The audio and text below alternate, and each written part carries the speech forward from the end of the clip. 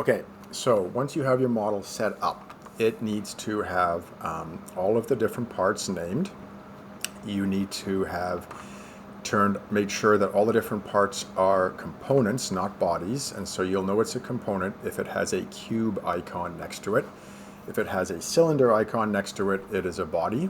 And you also want to make sure that you have set the material properties to birch ply, which I think I have done here. There you go, material name is birch ply. So now you're all set to go to the animation workspace. So you click on animation, and it takes you to a workspace like this. And the only tool you're going to use in here is the transform components tool. Now I recommend giving a little bit of thought first before you just start dragging parts around to the best way to explode your model so that all the different parts can be seen. And so, for example, I've decided that these 4 components at the back here, I want to drag backwards. So I'm going to hold down the Shift key to select them all. And then I'm going to go Transform Components, and I'm going to move them all back with this arrow here, minus 400. Let's do that to start off with. And you'll see now the next thing I want to do is I'm going to keep moving things back, so maybe I will move this component back next, and I'm going to go Transform Components, and we'll move it back kind of halfway between so that I can see how that goes there. And now it looks like I want these two here, the 2 frames, I'm going to choose to move back kind of a little ways. Now I'm thinking that maybe looks a little crowded. I think that'll be okay, so we'll go okay with that. And I'm going to move this forwards and up. So that's out of the way, and then we're going to select those 2 together, and we'll transform them, and we will transform them forwards. Okay, so I've now got my exploded view. What I might do is move this one down, just so that it's clear how they intersect.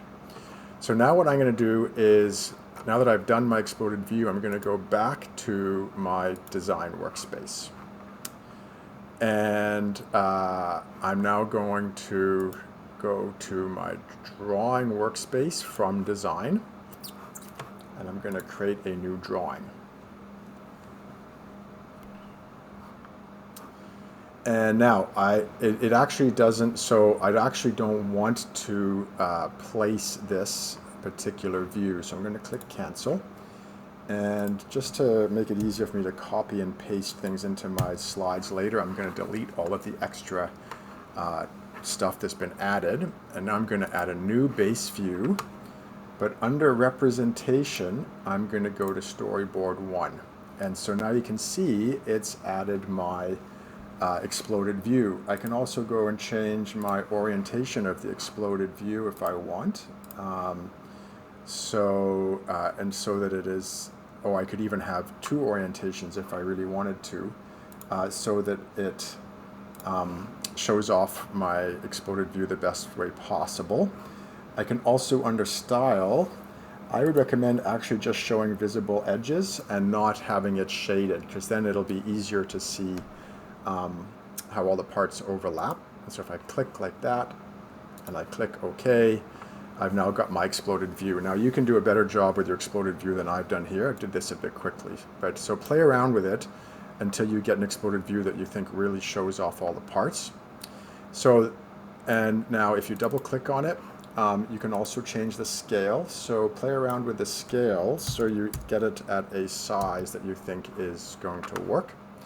And the last step is to insert a parts list. And so this is why you did all that work setting up your model, because if you have set up your model correctly, when you do your parts list, it will automatically add all of the numbers for you. It will put the,